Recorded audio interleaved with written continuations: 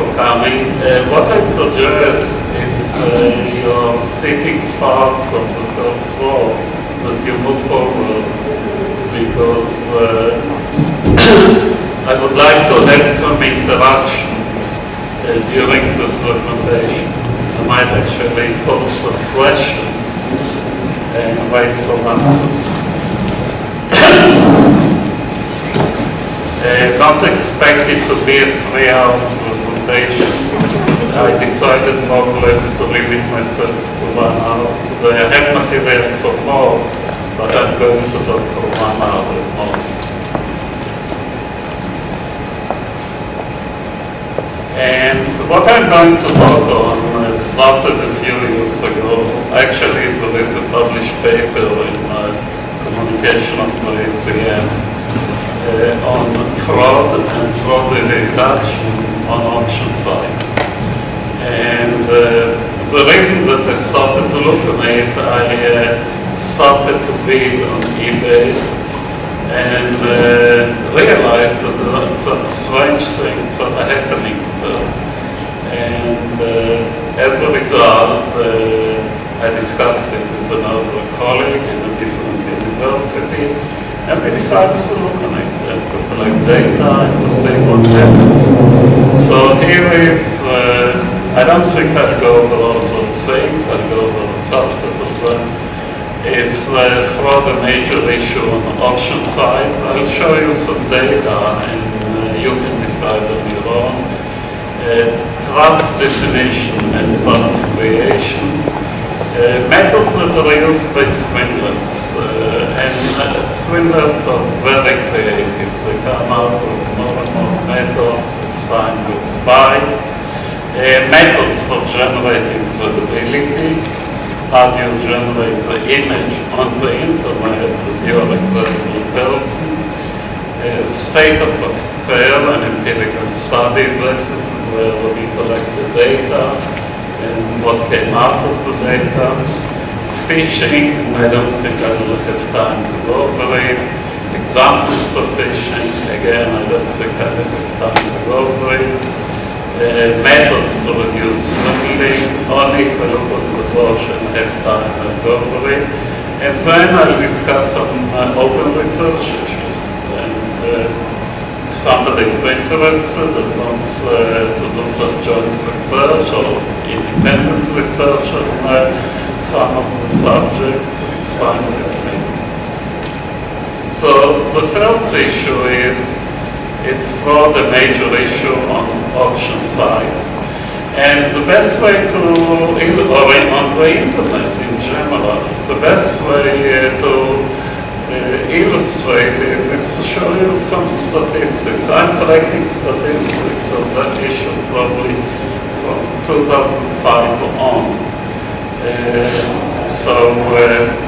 I actually tried 2 days ago to get the latest data from 2011, and surprise, they put security on it and every method that you can think of. So I couldn't remove figures and data from the report.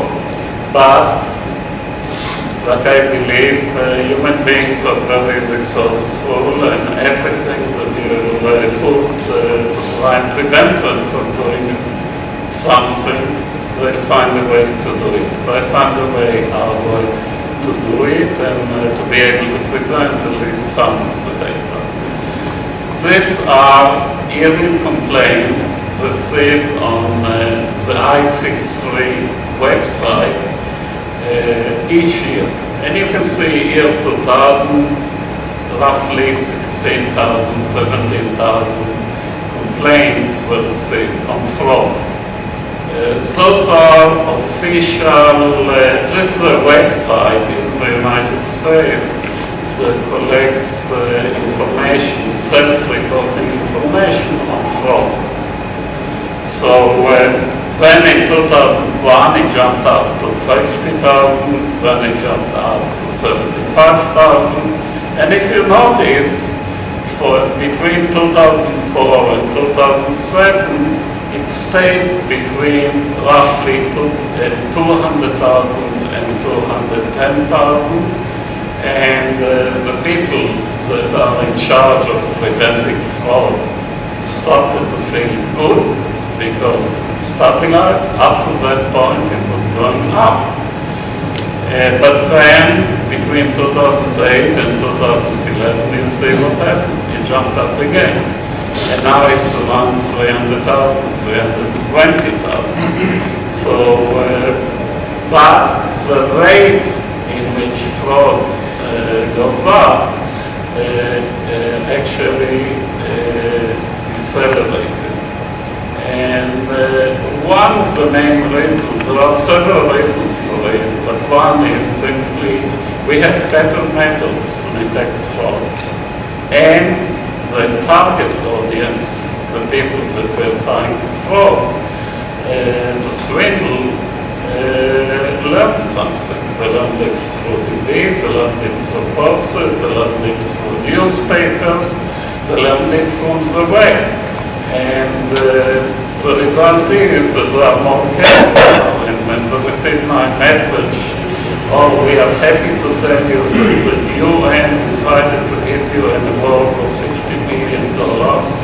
All what you need is to hit that button. Well, very few people today hit that button. They know that it's probably not from the UN, and he probably didn't receive the $50 million. And, but, like I said, swindlers are becoming more sophisticated, and they find ways how to convince you, not with $50 million, because you know immediately that this is ridiculous, but I'll show you other methods where it's not so obvious. Those are the complaints by gender.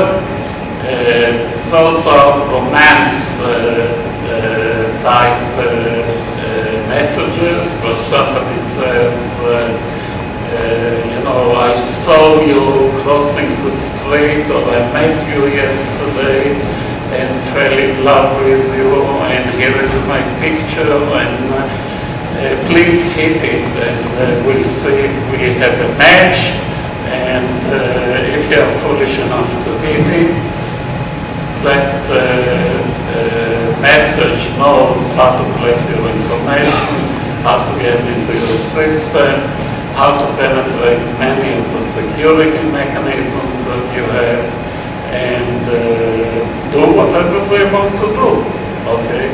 Sometimes good things, sometimes bad things.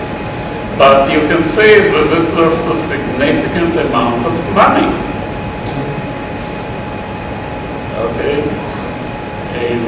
For female, for males are more careful in that respect, but there is a very good explanation.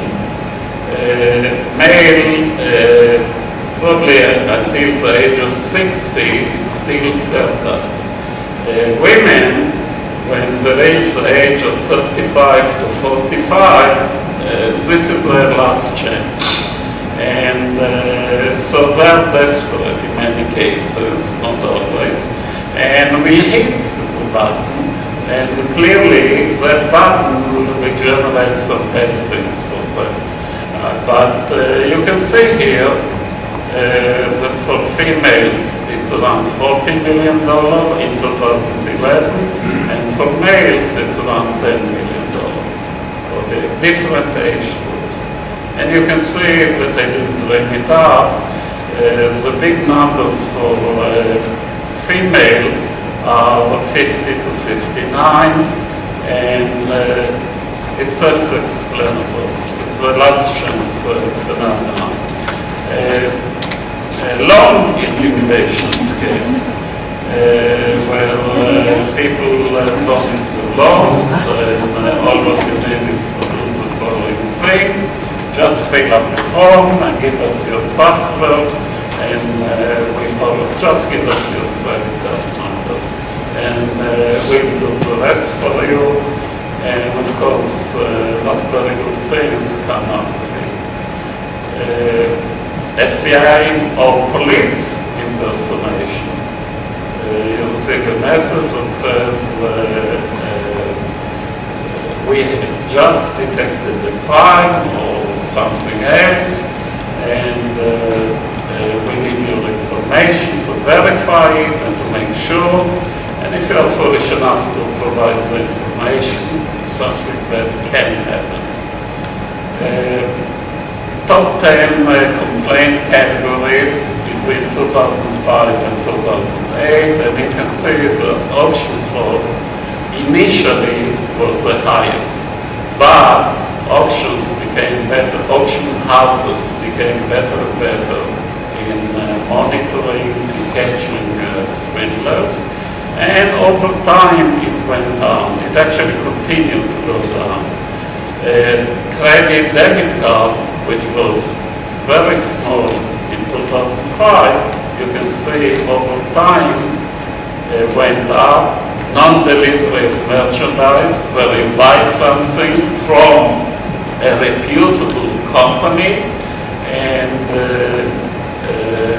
you don't receive the product. You pay for it, you do everything right, and you never receive the product. Well, you can see that this is going up over time, and so on. Those are complaints by state, and California is the biggest one, and it's not a wonder because California is the largest state in the US. Okay, it has the most people, so there is no wonder that it's so high. And then you can see Florida and Texas and New York, and it follows more or less the size of the state in terms of number of people. How much was lost per year in millions of dollars, and you can see in 2008, $264 million were lost during those complaints. Average dollar loss per state, and here's something interesting. Actually, it's the large ones are not the ones for which in which gullible people live. Okay, it turns out that Washington D.C., the Congress and the Senate has the most gullible people. The average loss is over $1,000. Then you have Rhode Island, Wyoming, North Dakota, Vermont, and actually the states with a lot of people are actually down the list. And then top 10 countries by count, by perpetrators, and you can see in 2008 in the United States it was 66%, UK 10%, Nigeria 7.5%, the famous Nigerian letter, and so on. Okay, you see the different countries. And you can see what happened by 2011. The United States is almost 91%. Then you have Canada, and you have UK 1%, Canada 1.5%. It turns out that over time the US becomes the major place on which swindling is being done. So it's a major issue in the United States. So there's a very simple reason for it. Can somebody guess? Well, access to the internet. People are rich, relatively rich. So if you hit, you make money. Let me explain the economics of swindling.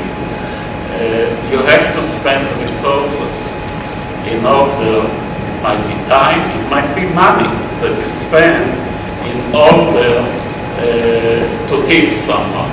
Okay, you send out to 100,000 people, and out of 100,000, 1 or 2 will actually buy it. Okay, but you have to pay for the 100,000 that you sent out. Okay, and it costs money. So swindlers do their economics also, and look on return on investment and act accordingly. And the return on investment, if they are able to swindle somebody in the US, is relatively high, because it's common to use credit cards, debit cards, to be computerized, so once you're in, you can cause a lot of damage. So I hope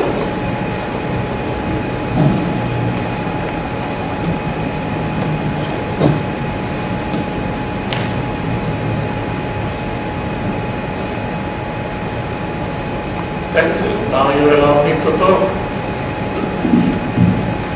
Can you make the amplifier stronger? Not the microphone. So, okay.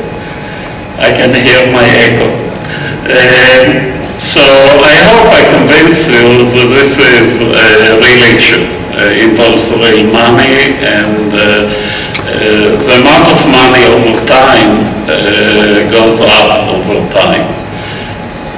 So let's go to the next issue, which is trust. In order to be able to swindle you, I have to generate trust, to convince you that I am a trustworthy address or email or website or whatever, okay? And so how do we create trust? Biologists declare trust as reciprocity as the basis of all human systems of morality. You do something, I do something in return. So it's a basic concept. One way to measure if you trust someone is if you are willing to increase your vulnerability and for someone whose behavior you cannot control. Okay? In order to do it, you have to trust the other person or entity to do the right thing. Okay? And it received a lot of attention in the social sciences literature, and here is a definition of trust. One, it's not a simple matter, and I'll illustrate it. I have a question. I'll give you two situations. One, you deal with a person that always lies to you. You know it with certainty that he always lies to you. Okay? You are certain. Okay? So if I deal with you, I know you lie to me all the time. But here is the second option. This is a person who tells you the truth 95% of the time, but lies to you 5% of the time. You know it from empirical observation and data collection over time, so this is the situation. Which one is trustworthy of the two?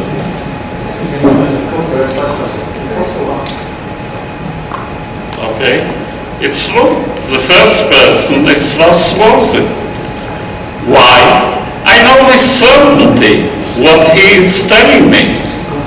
Okay, it's counterintuitive. Most people, when I brought it up the first time, assume that if I know with a high probability that somebody is telling me the truth, then he's more trustworthy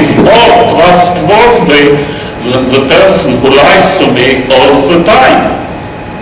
But it turns out that actually the person who lies to me all the time, and I'm sure that he's lying to me, okay, this is important. The fact that I'm sure that he's lying to me actually makes him trustworthy. Because any question that you can come up with, you can get the answer through the first person with 100% certainty. You might have to do it with multiple questions. Okay, it might be a complicated situation. But if you ask enough questions and you know he's lying all the time, you can narrow it down and to know with certainty what is the correct answer. Okay? The second case, you never know with certainty. You can ask questions, you can increase the probability that you have the correct answer, but you never know it with certainty. So actually the first one is more trustworthy, and this is counterintuitive, because I could have put here 50% lying and 50% telling you the truth. Okay, this is the worst situation, by the way. And it's difficult to find out with certainty what is the result. You can know with probability what is the correct result, but never with certainty.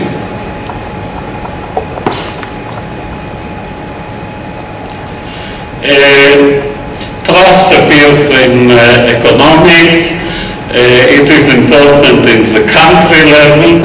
There was work in economics that showed actually that if the internal relations within a country are based on trust, the more trust you have, the better off is the economic situation in that country. Alan Greenspan in 1999, the same thing about economics, for the first time. So trust is something that is earned and built. Okay, the other party, entity, it can be a company. How do I know I should trust Apple or IBM or any other company, or Google?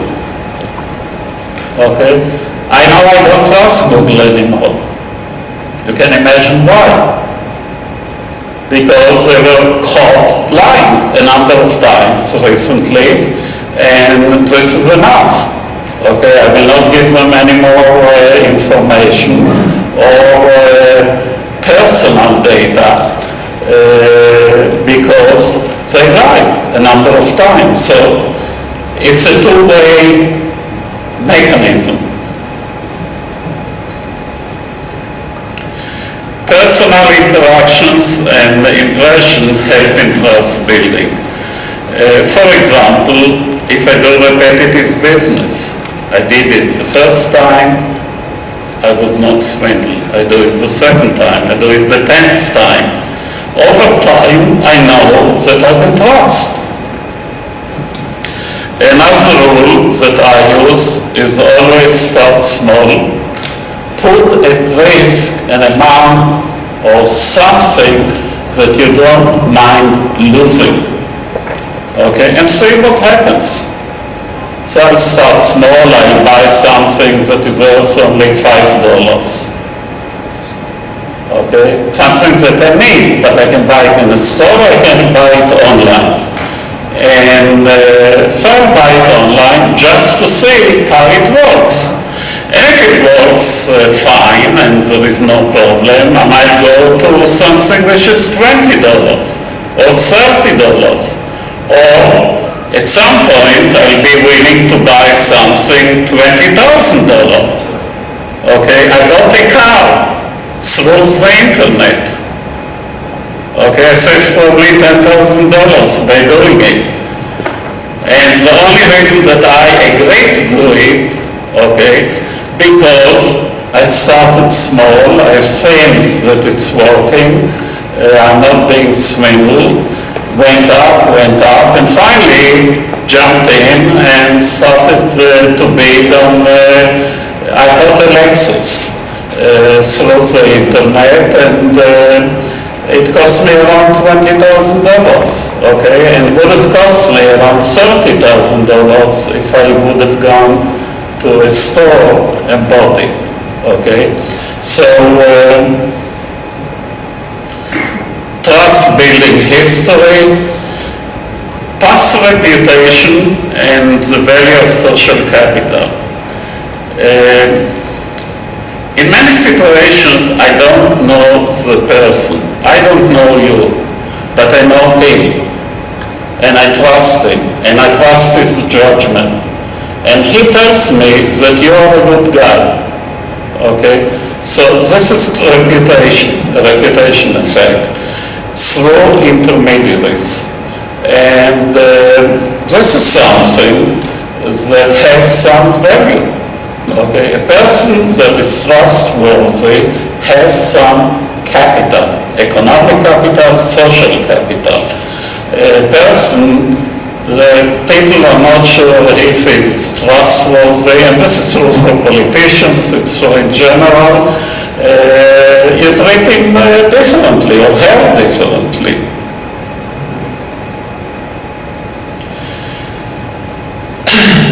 If you have access to objective measures, use them.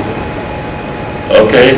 There are, in the US, I assume here too, there are credit card rating services. And before I give you my credit card, I can go online and check for a fee if you are a reputable credit card service provider, or if your credit card is worth something, okay? And so I'll give you another example. A friend of mine went to Indonesia to do business, okay? Somebody offered him a good deal on something, and he went to Indonesia to do service. First time in Indonesia, he doesn't have the slightest idea if it's a two-way. The people in Indonesia that he dealt with didn't know if he's reputable at all. Okay, he might be a swindler. He didn't know if they are reputable. Okay, so how do you get across? It turns out there is a mechanism which is called a bank letter of credit. And he got a bank letter of credit in the US and brought it with him to Indonesia, showed it to them, and they knew they don't have to be afraid of him, because if something goes wrong, they can go to the bank and get that amount of money. So he was able to do business. They did similar things to prove to him that they are also reputable and mean business. Okay, so car history. I told you buying the Lexus. Among one of the things that I did, I bought a service, Carfax, where you can go online and find the full history of the car with a warranty that if they miss something, they give you the money back for what they missed. They have probably insurance for such cases. And I was able to get in, and I see bidding on cars, and some of the bidding was attractive, and I go in and I look, and from the history report I could deduce that car was involved in an accident or missed some services, or something was strange with the miles. The miles go up and suddenly they go down. So something is not right. But I also found some cars that looked okay, and I was willing to bid on them. So again, using car history, reliable car history, I was able to transact on the internet. Let me tell you another thing which is interesting. It is true for the United States. I don't know if it holds in other countries. House buying. By law in the United States, if somebody sells you a house and doesn't give you the correct history of that house, then at any point in time you can ask for your money back and giving back the house. Okay?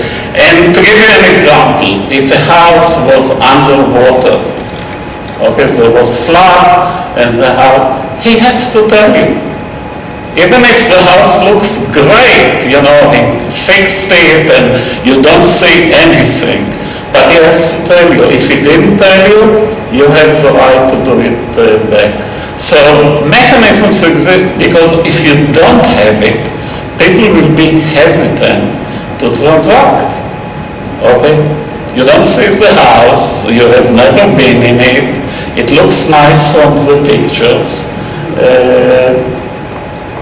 Should you bid on such a house? Well, if you know that that warranty exists, and by law it exists, then you don't hesitate in many cases. I mentioned already, use references, intermediaries, use the transitive closure. I explained already. You start from one person, I've got your name. I ask you, can you provide me with additional names? Okay, and the additional names will provide me with additional names, and I will probably get additional information. For example, I might ask who are his neighbors, or if he worked somewhere, for whom did he work, and then go to that place and collect information. So using a transitive closure is very useful.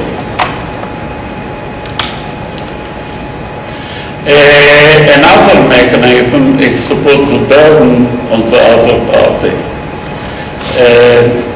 For example, legally binding contracts that bind in both directions, not in one direction.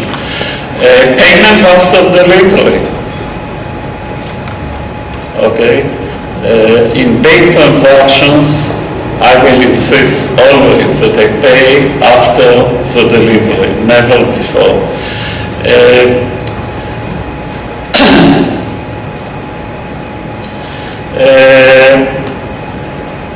When I was in the US, I bid something, didn't win it, and then I received a message from somebody in Italy, Torino.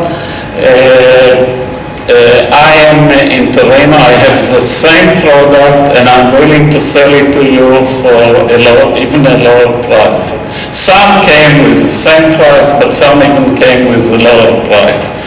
And please, if interested, get in touch with me. And I did my research already on swindling on the internet, so I wanted to see what happens actually. So I decided, in some cases, that sure, I'm interested, what do I need to do? And usually the answer would be, use Western Union, send us the money. By the way, if you send money through Western Union, you cannot get it back. Okay, it's a one-way transaction. And typically, I knew already, if it's a Western Union, forget it, I'm not going to do it. But that guy came and said, oh, I have it, I don't mind if you send me through a bank transfer or some wire transfer, and you'll get the product. What did I do? I asked him, from where are you in Torino? What is your name? And he gave me a name and an address, and they were correct. Again, on the internet, you can check it. Okay? So it was a valid name and a valid address. And then I sent him a very innocent message. Oh, by coincidence, I'm flying to Italy, and I can stop in Torino, and we can meet face to face, and you can give me the product, and I pay you in cash. Why do I need to transfer? I'll be in 2 days in Torino, and we can do it. I never heard from you again. So in some cases, there were cases where they continued. But again, they were swindlers, okay? Because they continued up to some point, because each time I laid more requirements, You know, you meet me, I know there is a cafe in this and that location, and I go there frequently, and I've been in that cafe, but on the internet you can see the cafe, you know where it is, and I'm telling, I will be there, will you come, and we can perform the transaction, and of course you don't hear from them. Another mechanism is to offer them dry line activities. Not crime, but, you know, I'll pay you in cash. You don't have to report it. Okay? If he jumps on it, a red flag goes up. If he hesitates and is not sure, it shows that that person probably has some morality. Again, you're never guaranteed, but there is a chance. Bribes, and simply observe the reaction, how the person reacts. And if you offer a bribe and he jumps out of his chair and leaves the room, it's different from someone who says, let's talk about it. Okay, so now there is another rule here. Someone who gives you secrets will reveal your secrets to others. So this is a rule that I always use, and it's quite useful. Like I said, most of the research that was done so far was on how does a system trust an individual. But trust, like I mentioned, is a two-way mechanism, and there is a mirror question. How does an individual develop trust in the system? And there are several aspects. One is, how can you be sure that you are communicating with the real system? Okay, during my research I discovered many cases where you think you are communicating with the system, you are dealing with Federal Express, and it's not Federal Express, it's a virtual Federal Express that somebody created and is trying to take advantage of you. So how do you protect yourself against it? One way that I'm using, and I already mentioned it, I use physical entities, an actual address, a coffee house, and I mentioned something. It's very easy today to find on the internet. He says, let's meet in this and that corner. I say, oh, fine, give me a minute. Oh, let's meet in this cafe. I'm going there frequently. I've never been in that cafe, but I go there frequently. And I see the reaction. And try to get as close as possible to physical entities. This is a big problem. Okay, I mentioned Google. Google promised up front that they will not share your data with anyone. You can give them your data in confidence, your private data, the things that they ask you to fill up, and are you married, your sex, your address, and additional information. It turns out that they are sharing it. Okay, it was discovered. And how do you make sure? And the same thing applies in auctions. An auction house tells you, we are following the following rules. How do you know they are following those rules? You'll be surprised how many cases I discover where they supply you with false information.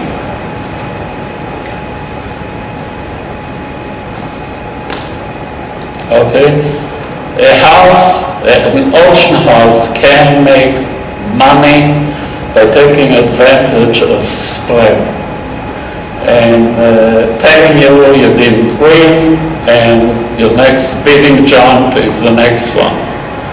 And actually you won, but you don't know it. okay? And they can easily put in scam bidders there, a virtual bidder that does not exist, force you to raise your bid. By the way, it's very easy for them. Why? Why is it easy for them, do you think? Somebody has an idea? It's probably not the first time that you bid on that item. Okay, you lost already. You had 3 auctions, 4 auctions, 10 auctions where you bid on that item. So they have a fairly good idea how far you will go. Okay, they have your bidding history, they know who you are, and they know today you went up to $200, but actually you were willing to go up to $350. Okay, there is no one that is willing to go over $200 today. It's very easy for them to put a shield bid of $225, you will be $250, they might try it again, you don't know it, they make money. So, I have actually caught a few cases of that type. So, let me go to the next topic. Those are methods used by swindlers. Some of them, the list is very long, and I'll give you only a few of them. Non-delivery. If you remember the statistics, non-delivery is becoming big. And you buy something, and the swindler receives the payment, doesn't send anything to the buyer. Okay? I use a credit card when I'm paying. Okay, because my credit card gives me a warranty that if I'm being swindled, they will cover it. Okay, not every credit card does it, so you need to check it. But, so he didn't deliver. Delivery doesn't take place, and no refund is offered or made. You're out of money, and unless you use some mechanism that protects you, an insurance mechanism, you're out of money.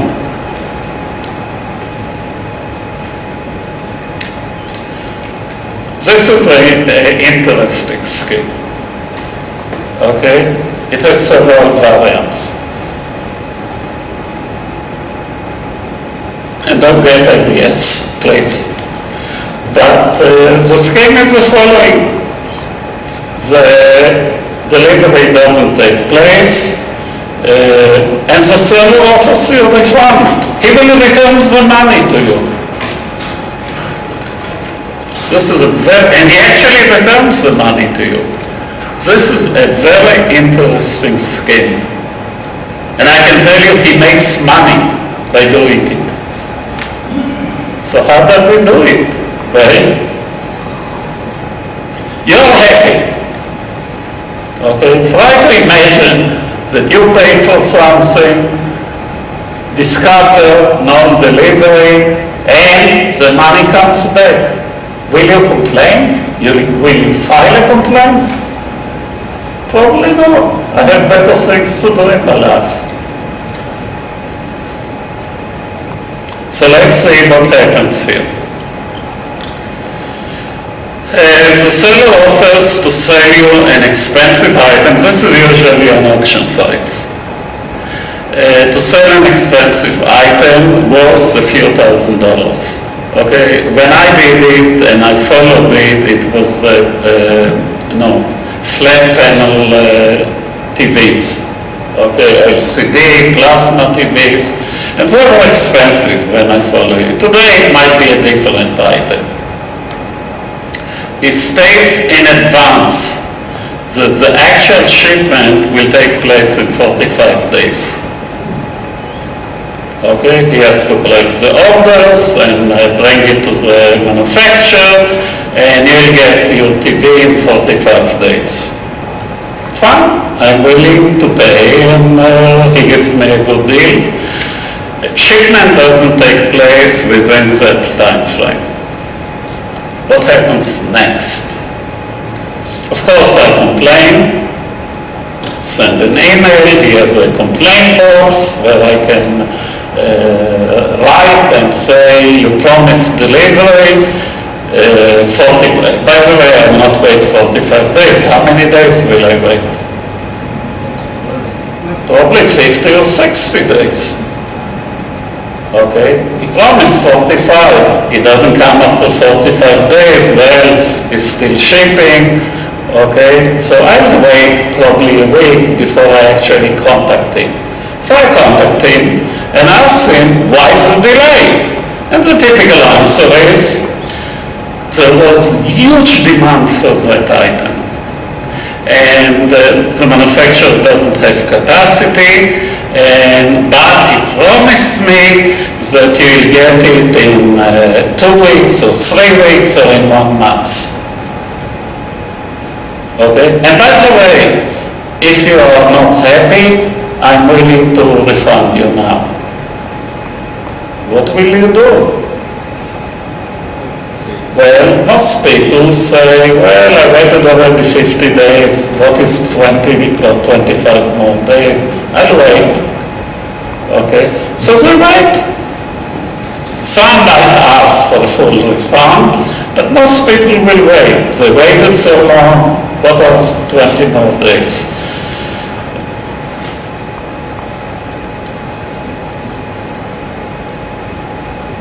And then one of the following events takes place. No shipments takes place. By that time, at least 60, maybe 70 days have passed from the time that you bought it. Okay? That he was paid, had your money. Where does the seller make money? In this scheme. There are many variants of it. In the simple variant, he makes money on the float. Let's do a simple calculation. He puts up 25 items a day. Okay, 25 TVs. By the way, I notice it's always different models. It's 25 TVs, but they are not identical. There is a reason for it. So you cannot catch it. And the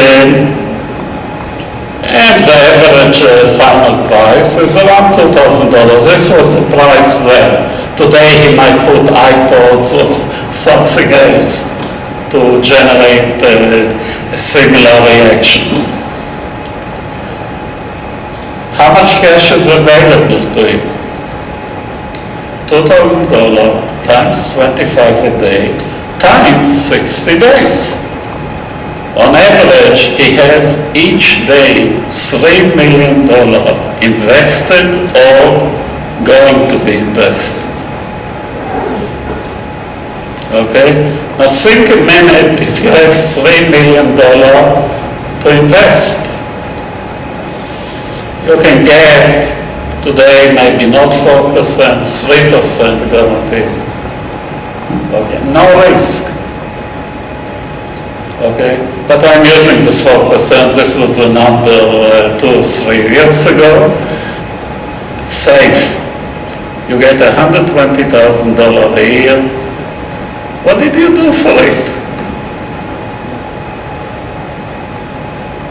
Think a minute to have that scheme working.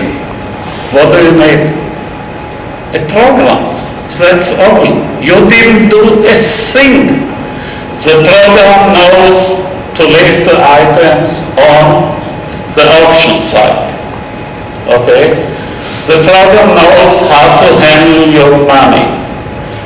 There is already a button in, so the program knows what comes in and what to look for, and you have access. Why didn't you deliver it on time? I want to cancel my order. I want a refund, and so on. So you are not involved in it in any stage Okay, everything is done automatically. The refund is generated automatically. The deposit into a bank account is done automatically. You don't do a thing. You simply paid someone $10,000 or $20,000 to develop that program, okay, that web application, and that's it. So, this is a basic scheme, but I've seen some more advanced schemes. No shipment takes place, and the buyer is refunded his money, and you make money on the float. This is not the end of the process. Let me show you other variants.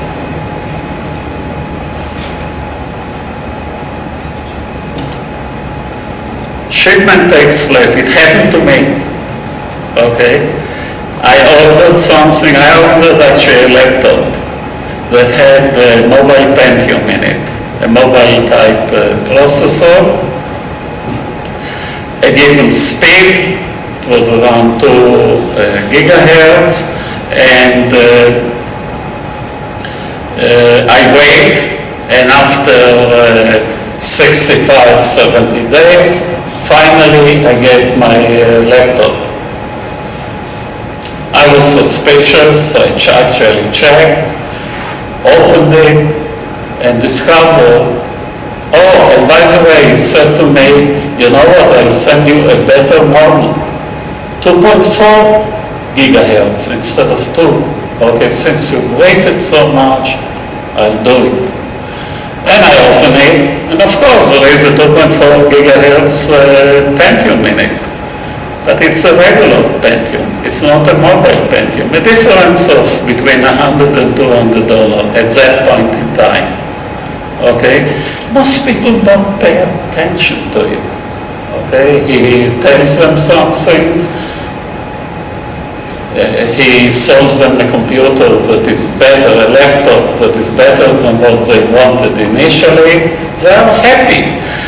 In my case, since I noticed it, he apologized, oh, we made a mistake, agreed to receive it back, sent me even coupons for free flights and so on,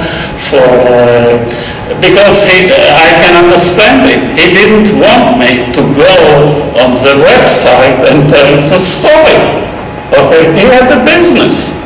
So this is one way where they ship you something which is a replacement. Okay, an inferior replacement. But there is even another variant.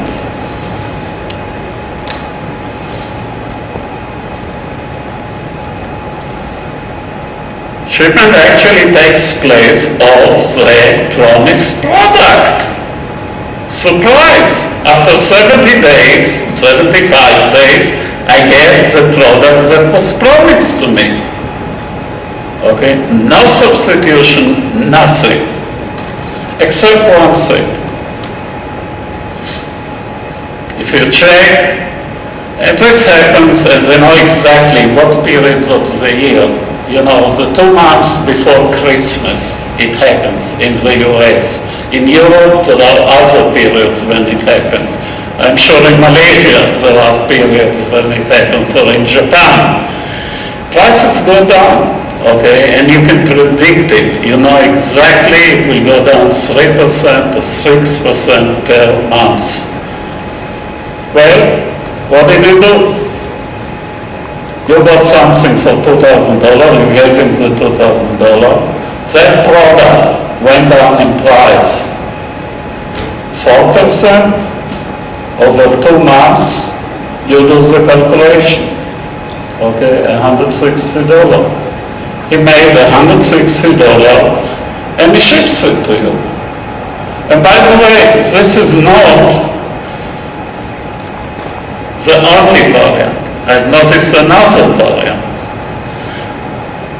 He uses a mega search, auction search mechanism. Okay, there are those agents that do it automatically for you. You specify the products, they go to many auction houses and sites and find out when that item is being auctioned. And then you can attach to it rules. And the rule might say, look, bid up to $1,800. And he will bid up to, those must be standard items, well-defined standard items. He will bid up to $1,800, and if he wins, all what he does, he tells the auction size, he gives your address as a shipping address, pays, and you receive the item. Okay? He made $200 and shipped you the item. You're happy. So this basic mechanism has many variants. Okay? The fundamental one is the float, using the float.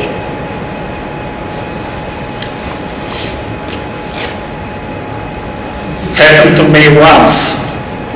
Okay, I actually decided at some point I have a research budget to take $25,000 and use them to see what mechanisms are being used. Okay, so on purpose I'll do foolish things just to see what happens. And in one of the cases I bid on something, and not very expensive item. It was around $30, the final price. And it arrived, and I was foolish enough to put it aside. I was busy, so I didn't open it immediately.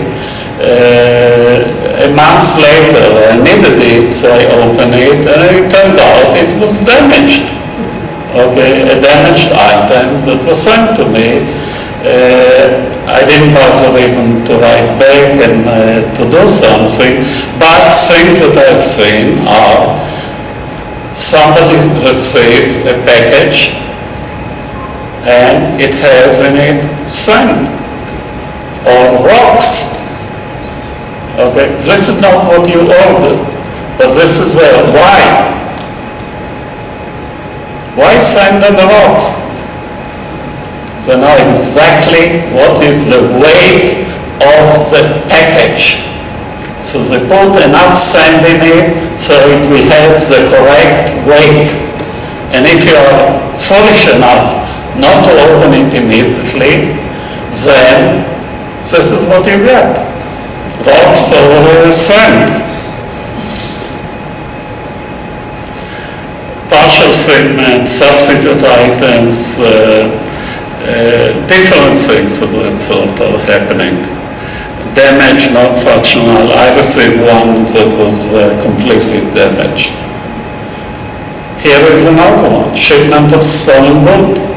Direct stealing. The seller puts up on the auction site items that are stolen. Okay, you bid for it, you pay for it, you get it, it's your problem. Okay, there is here a big legal issue. And then there is indirect stealing. This is the easy part. The difficult part is indirect stealing. Seller puts up for bid items that he doesn't own or doesn't have at all. Once they were auctioned, he contacts the supplier, buys the item, and asks to ship them to the buyer, which is fine, except he uses a stolen credit card or a credit card that he doesn't own to pay for it. You receive the item, and it's too late for the seller to discover it, and then there is a big mess. Who is liable for it? After the auction, I mentioned already the Toronto incident, received an email saying We have seen you bid on an item, you went up to $1,800. We are willing to sell it to you for a discount of $1,700. Well, I have a problem. If I'm foolish enough to respond, then typically the seller has to pay through Western Union, or a cashier check, or a money order, things that are not reversible. Once you've done it, it's as if you gave him cash. They promise to mail, usually they don't.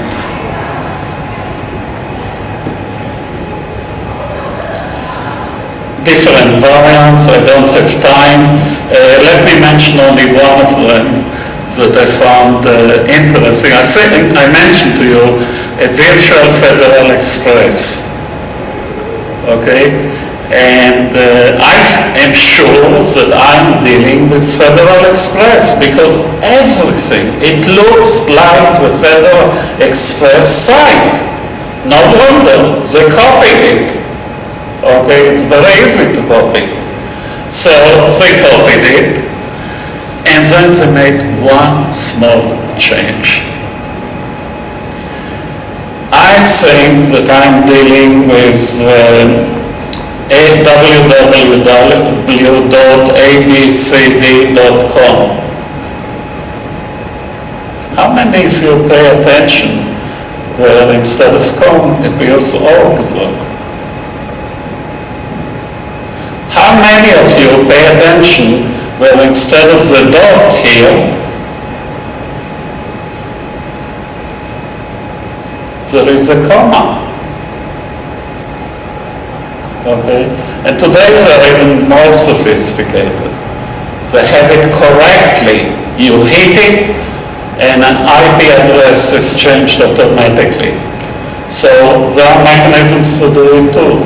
So you think you're dealing with one company, you're dealing with a virtual company, and then they ask you for your credit card and password and date of birth and many other things, and collect your personal information that they can use in other location. Shield bidding.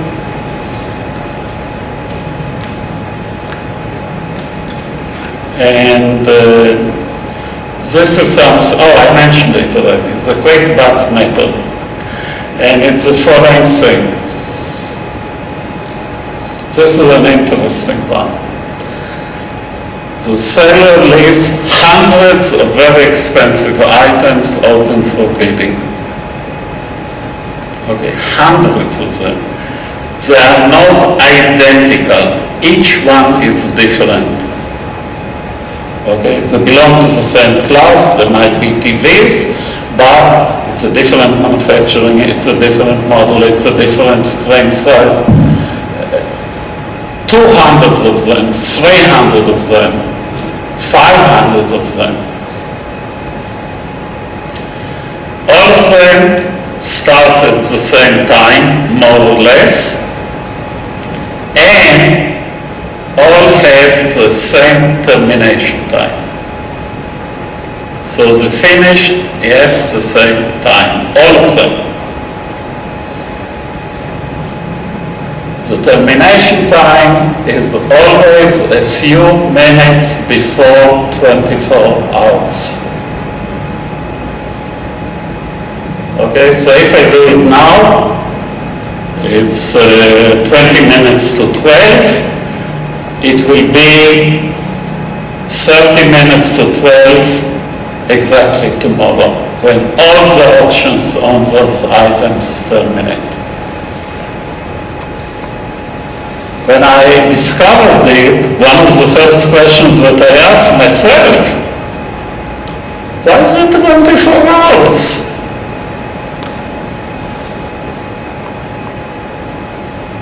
Why not 18 hours, or 36 hours, or 40 hours?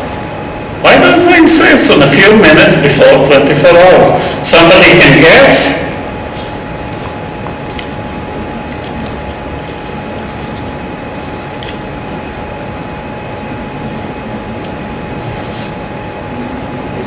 Any idea? You know, whenever I observe something like it, I say it's not a coincidence, there must be a reason. Okay? And I see it happening again and again. And again, it's 5 minutes before 24, 8 minutes before 24, 10 minutes before 24. There is a reason. Here is the reason.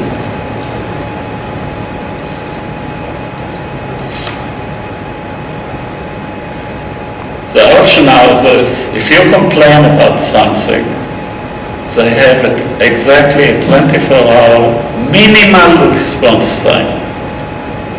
Okay, so if I complain about something, I'll hear back probably tomorrow after 24 hours. It's very rare that I hear something back earlier. How do I know it? Well, clearly they will not catch it if all the auctions are done by 24 hours. Okay, by that time, everyone paid and is out of money. I detected the case by coincidence. Okay, many of those things happened by coincidence. I was looking for something and then noticed something. Okay, what I did here, I was looking for an item. And then there was a function, all items listed by that seller. And suddenly I see, you know, I was looking for a TV, and suddenly I see 300 TVs there. All of them different. All of them quantity 1. None of them quantity 2 or 3 or 4, all of them 1. And all of them finish at exactly the same time, and that time was a few minutes after, before 24 hours after listing the item. And all of them were listed at the same time. I noticed it. Immediately I wrote an alert. This is eBay. Okay, so I wrote an alert to eBay immediately, okay, because I realized what is going on here. Nothing was done. Okay, so I waited 24 hours. After 24 hours and a few minutes, I received an email back.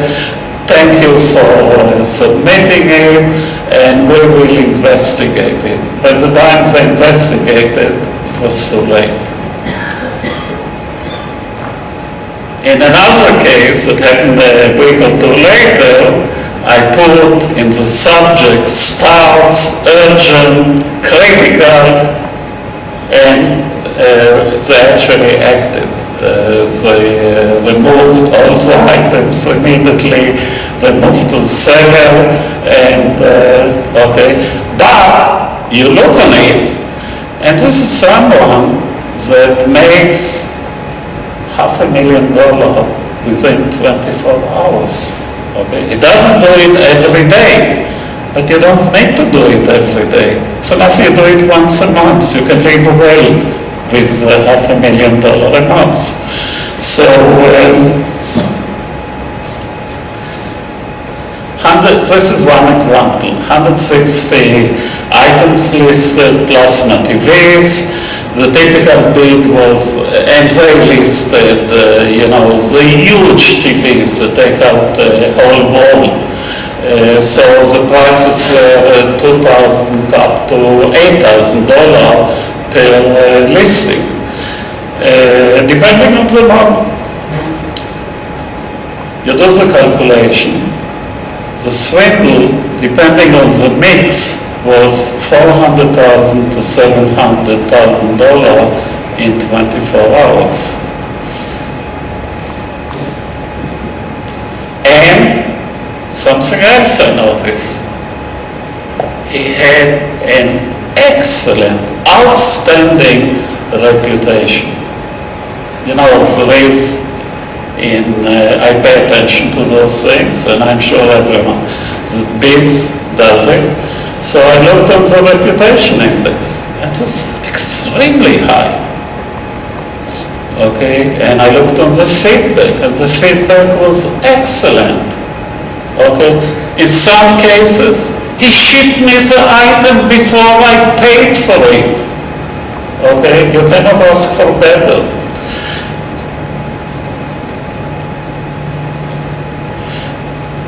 Let me stop here, I go to the next item.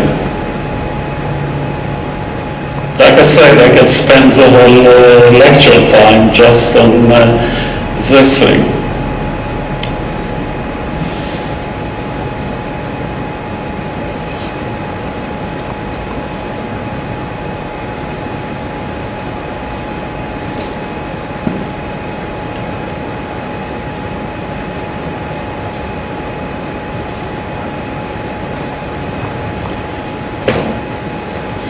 How do I generate credibility? Okay, I'm that guy that does it. How do I generate credibility? Online credibility. In auctions, it's fairly easy. You put up many low-cost items and sell them. Okay, and sometimes those are items that cost 25 cents, a stamp. A baseball card, okay? The bidding price on it, 25 cents, $50. And you put many of them. And you provide outstanding service. And what happens? You build excellent reputation.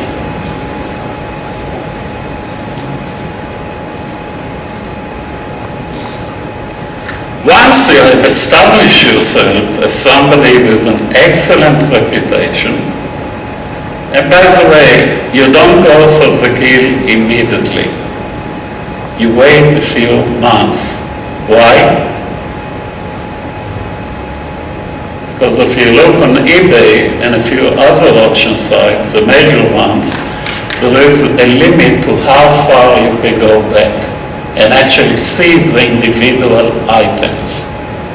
So you don't know, you see very high reputation, okay, 1,000, 2,000.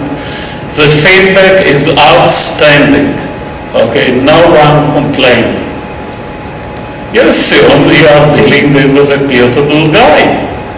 He is not, okay, then he does, okay, and some don't distinguish even between buying and selling. So if you're smart, you buy the 25-cent items and then sell them, so you get twice the reputation. But eBay now, after we published our paper, is actually distinguishing between buying and selling. So not everyone does it.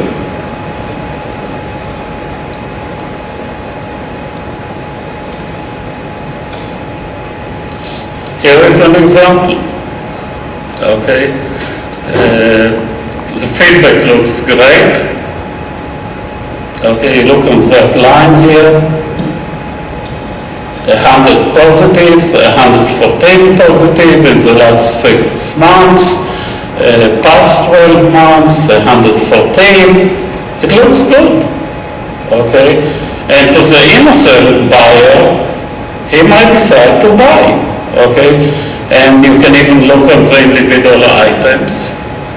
But if you actually look at them, this is what you discover on some of them.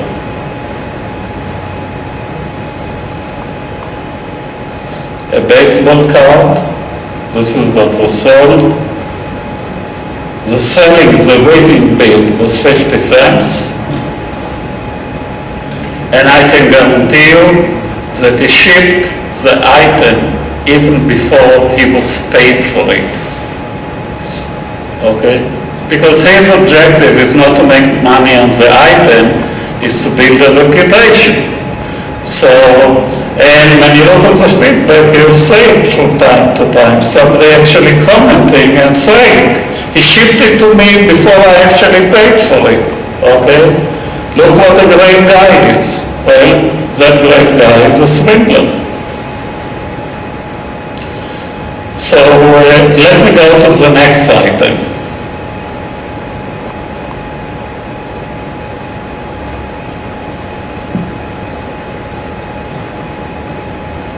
What we actually did, I will cover only 2 bullets.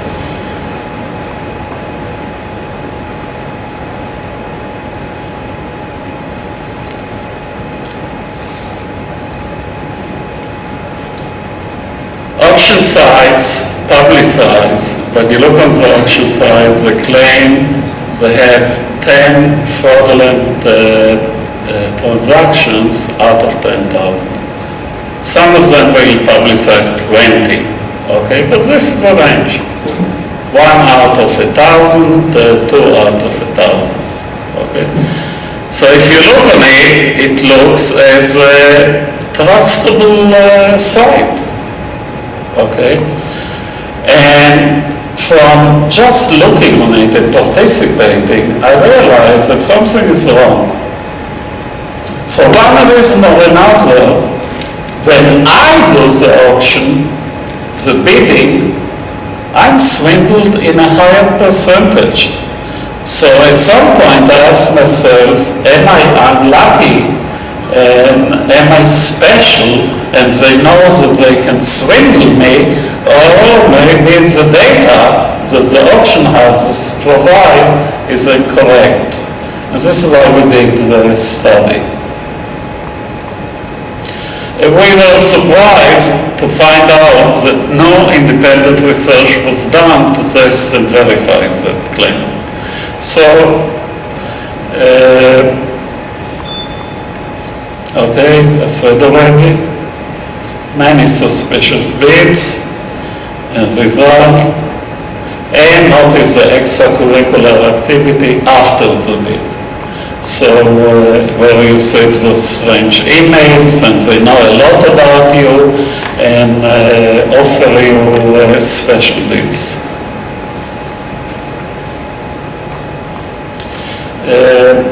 I started the research with Professor Tucci. He's a professor at EPFL, and we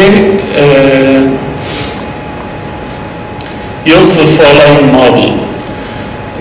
If we have a site that has a large number of sellers, it attracts many buyers. Okay? If a site has very few items, you'll not see many buyers that are interested. If a large number of buyers are attracted, more sellers are attracted. And this is actually a positive feedback mechanism. So what happens is that it grows with time.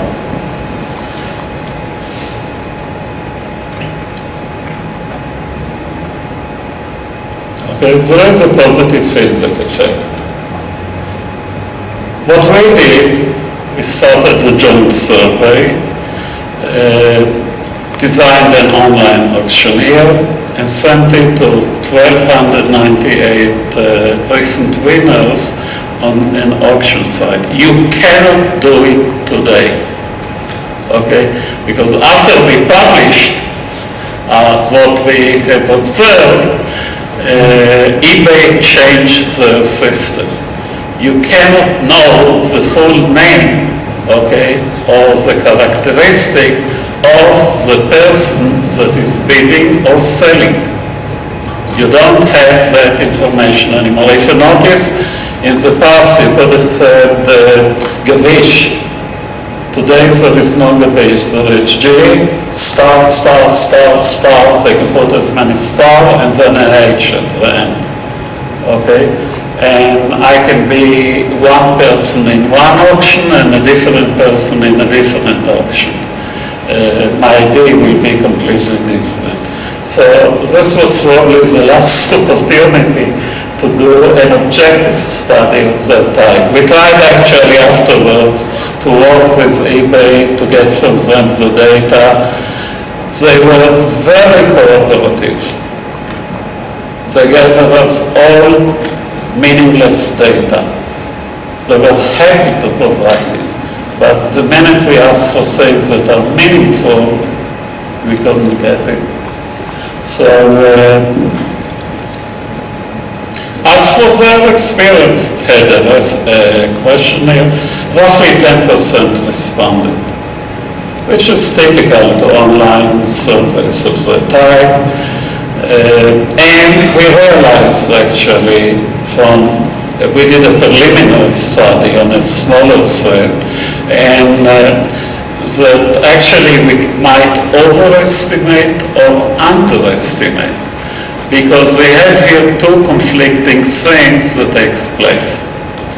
If you were swindled, there are people who don't like the idea of advertising that they were swindled. Basically, they're saying you are a fool. Okay? So they will not respond, which means underestimating. On the other hand, and one case is in mind very strongly, people who were swindled and are so unhappy that they're steaming and want to put it out and do whatever they can to advertise it. Okay? We had a case where we sent it out to somebody who was supposedly a winner in one of those auctions, somebody in Greece, before they went bankrupt. And that person bought several items online, a camera, a laptop, a telescope, a few other items. He spent close to $10,000 and didn't receive any of them.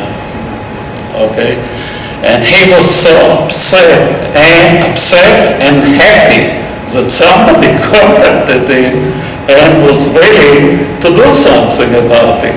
Okay? So we don't know where we are. When we did the study, we didn't know if we are overestimating or underestimating, because we have the two effects.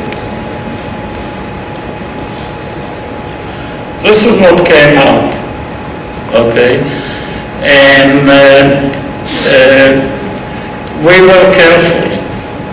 In one case, to assume that everyone who didn't respond was happy. Okay? So, for sure we are underestimating.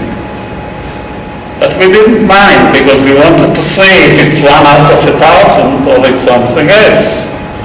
And the other was to take the people who actually responded and take the percentage out of the people who actually responded. This is why we have two curves. Okay, overestimation and underestimation. And what came out of it? The most conservative estimate, only over responses, was 21%.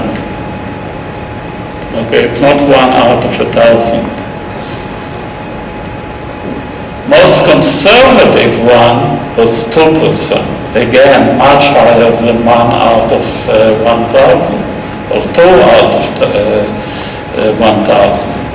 Okay, significantly higher than what they advertise on their sites. Okay, this is what they advertise, and those are the numbers that we came. Clearly, they were not happy that such numbers come out and become public, because the paper was published. It's on the communication of the ACM, and the data is available. But we are talking on 1 out of 10,000 versus 200 out of 10,000. We started a much larger study, and then in the middle of it, eBay changed the way how they identify sellers and buyers, You cannot deduce email addresses, because what we did, we actually had a program that went over sellers and buyers, mainly buyers in this case, and tried to find out from all their private information or public information their email address. And we were able to get it for around 1,300 of them. We actually went over some things that contained probably 1 million buyers, but only 1,300 of them had actually their email address. So you could deduce their email address from what appeared.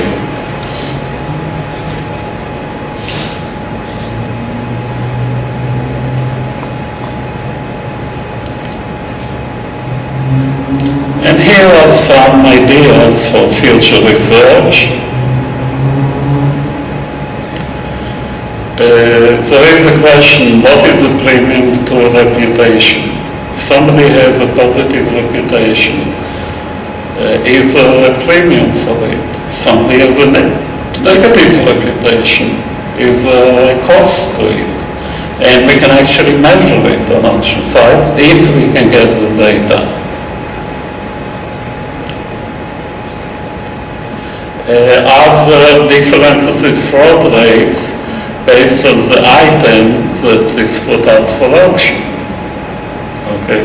Clearly, if I'm selling baseball cards, I don't think there'll be a lot of fraud there. If I'm selling you diamonds, the chances for fraud are fairly high in that case.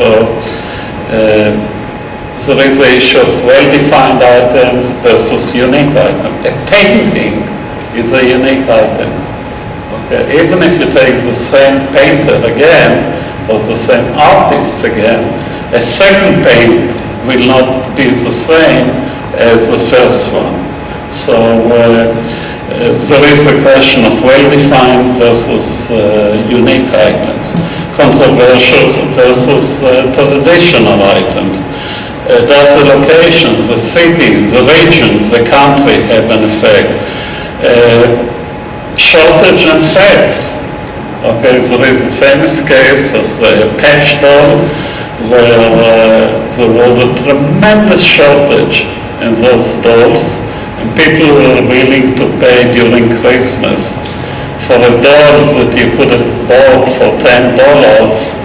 Parents were willing to pay $500 or $1,000, so their child will have such a doll. So it's possible to develop statistical methods to detect fraud, and very little has been done on that thing. A lot was done in accounting. Okay, how to detect fraud in accounting systems.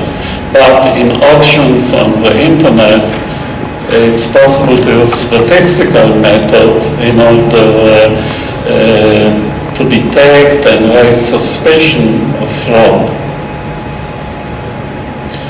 Other methods that can be developed to reduce auction site control. It's not healthy. Okay, the example of Google, but there are many like that. So I don't want to use Google only. Role of regulatory bodies. Can you estimate price of a winning bid before the bidding is complete? Okay, you look on who are the bidders, in what rate, whatever information is available, and can you, based on it and the history, estimate what will be the winning bid? Because if you can estimate it, it has an effect on how you will behave. Auction site size, this is an economic issue. Is there an advantage to size? Is it irreversible? Is it written somewhere in the Bible that eBay will be here forever? Or can something happen where eBay will suddenly disappear, okay, over a process? It's an economic issue. developing methods to quickly identify abnormal condition. Okay, and I'm listing a few of them. Simply, I'm running out of my time by a lot. Dynamics of the bidding process, what steps has to use as a minimal or larger. This is your behavior as a bidder. What are good bidding strategies? We know it from experience that in the last 5 minutes of an auction, if the time now is 12 or 5, and the auction ends at 12 or 10, something happens. Suddenly people are bidding very fast, one after the other. There are people that are waiting for the last second to make the last bid. And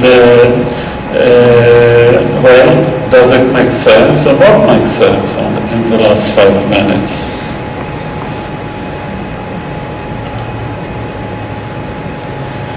This is an interesting question. I'm being asked many times when I make that presentation, which is, why don't auction size houses do more to reduce swindling? Aren't they interested to reduce swindling? Okay?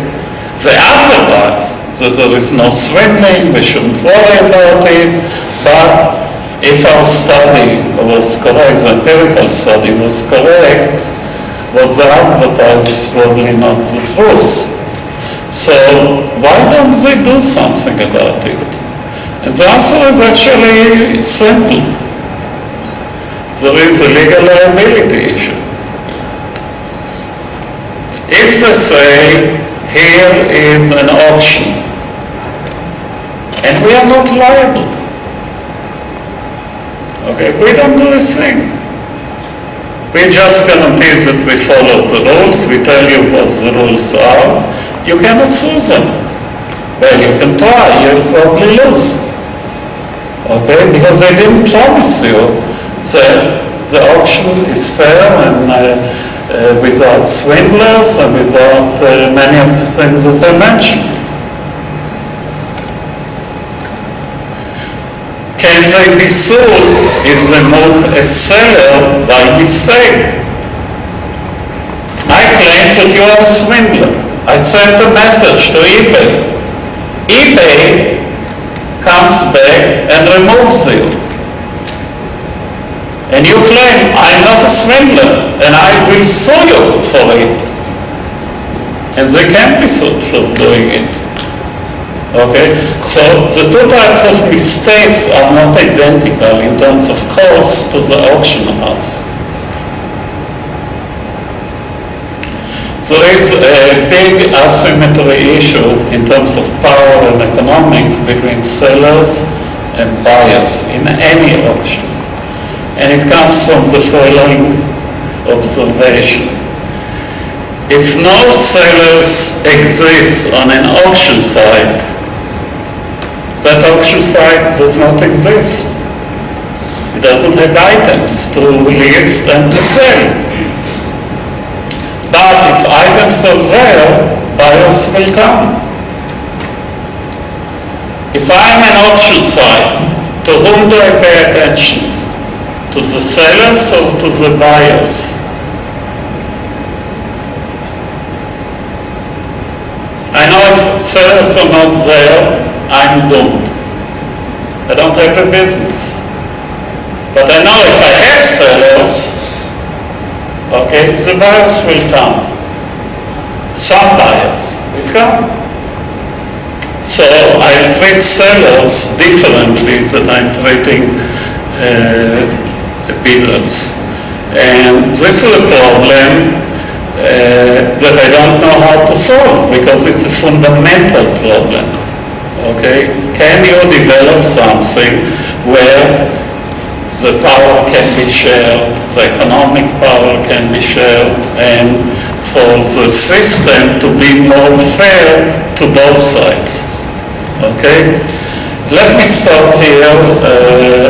You have lunch, and I don't want to take too much of your lunch time.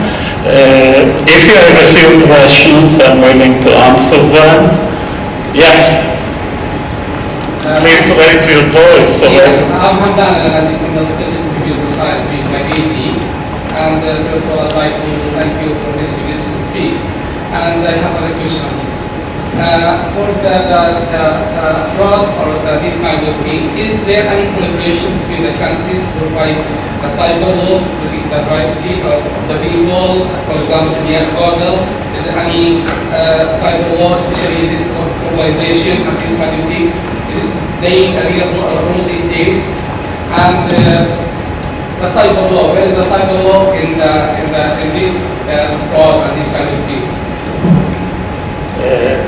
Well, first of all, there are studies that look on country-specific issues. Okay, so what happens in China versus what happens in the United States, and how do local laws, country laws, affect what happens on the internet. And on top of it, there is an effort to come up with something which is international, an international agreement that will apply, but it's not easy because no country wants to give up its own rights. Okay? I'm in the US. If I try to say I do something because of international law, oh no, our laws take precedence. And I'm sure this applies to many countries. Okay? So there is effort to try and come up with things. Look, on some things, I'm not speaking on auction sites or on the internet, but internationally, there are some agreements, commercial agreements that cross country boundaries. On the internet, it didn't happen yet. My guess is because no country suffered enough. Okay, if there will be enough countries that suffer as a result of it, then probably something will be developed. What happens today is that most of the damages are paid by the individual or by insurance companies. And the insurance companies put it in as out of doing business. Okay? When you pay your credit card $100 a year, that $100 contains some insurance. It might be only $10 or $20, which is insurance. But if that company has a billion credit card holders, then that $10 or $20 is $10 or $20 billion. And with $10 and $20 billion of insurance, you can cover a lot. Okay, so in Google case, now, they are breaking the privacy of the users. So I feel... Can you use the microphone because I cannot hear you, it's not so bad. Okay, so in the Google case, my question, they are breaking the privacy of the users. So I found a user in the Google, I have email, they are taking my data, they are breaking my privacy. I agreed with them, they have their agreement, they will not use my data, so I would like to take my right from them. So how can I go to these kind of things? Is there law? Should I go to that country? Should I go to any place to protect my privacy? Because it is a very important issue these days for the people. In this specific example, actually things are happening. The government of France is suing Google. Germany is suing Google. Okay, it's not by international law, it's by law of that country. So the citizens of France might have been damaged as a result of what Google has done. The citizens of Germany might have been, and if there are enough citizens here in Malaysia that were damaged because of what Google has done, I can show you, then there is a basis for the government to do it. There is also in the United States, it's not common in many countries, something which is called class action suit.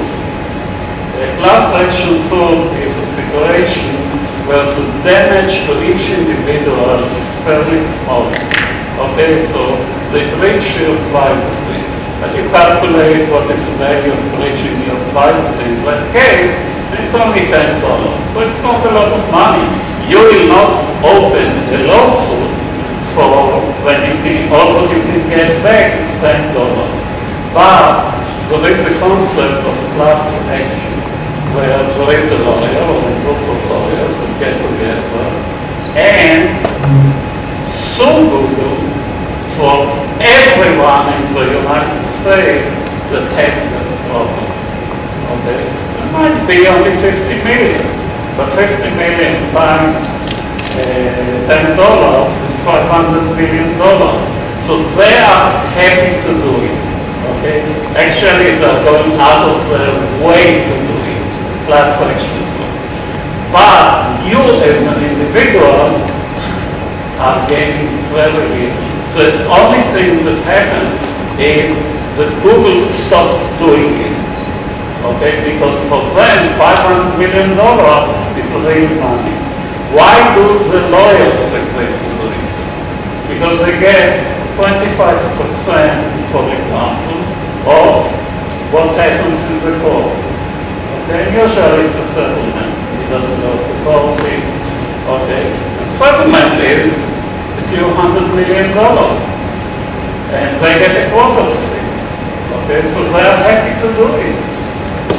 The final agreement is $200 million. Okay, Google wants to pay only 100, the lawyers want 500, and the reach an agreement, 200 million.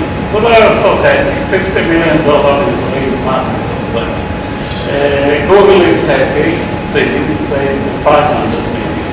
Okay, so they only 200 million. So everyone is happy except you. But you are happy because you know that the chances that Google will do it again is very low. Thank you so much.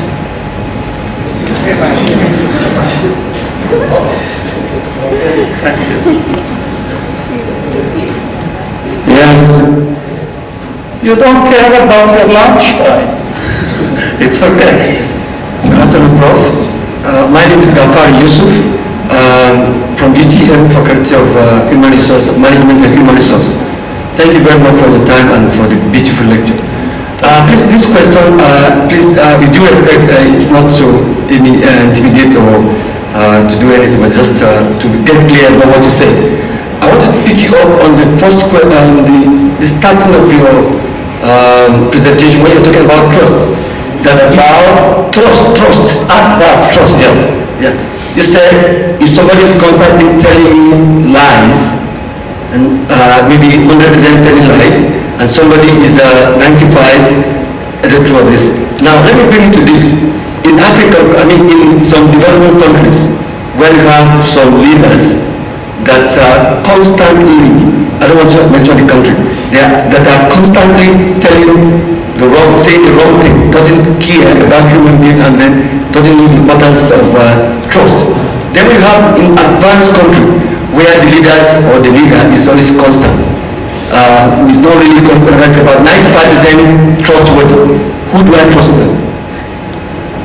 Well, I don't want to go into politics because when I was probably 8 years old, my father told me that all politicians are crooks.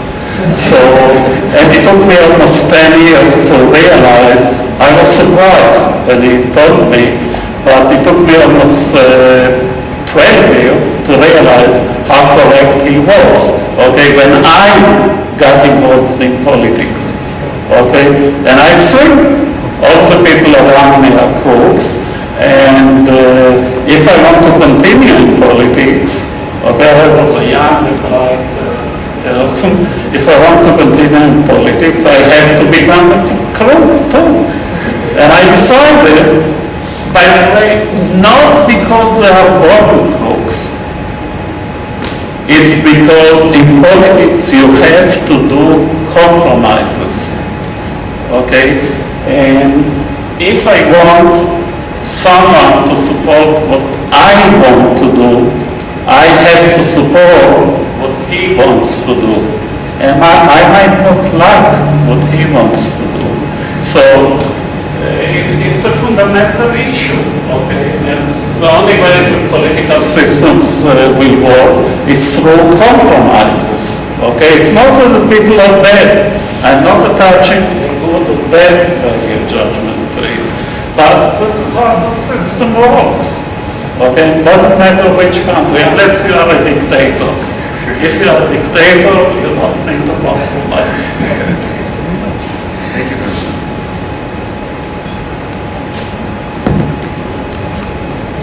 Well, thank you, and have a good lunch.